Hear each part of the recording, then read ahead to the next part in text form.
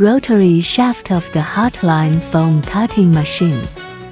Our rotary axis can be used together with the machine or used independently. It is recommended to cut a disc matching the protrusion height of the rotary plate and place it on top. The individual usage method of the rotating platform.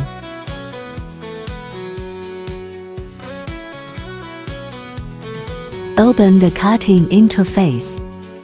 Enter the manual interface. The control interface of the rotating table is located in the upper right corner of the display.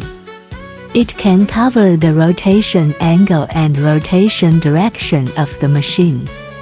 For example, rotate 90 degrees clockwise.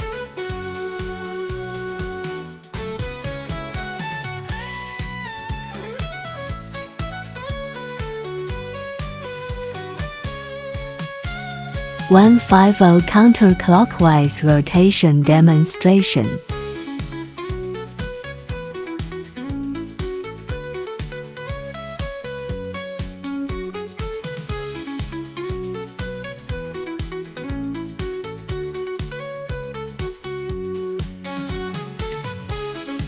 The operation will automatically stop once completed.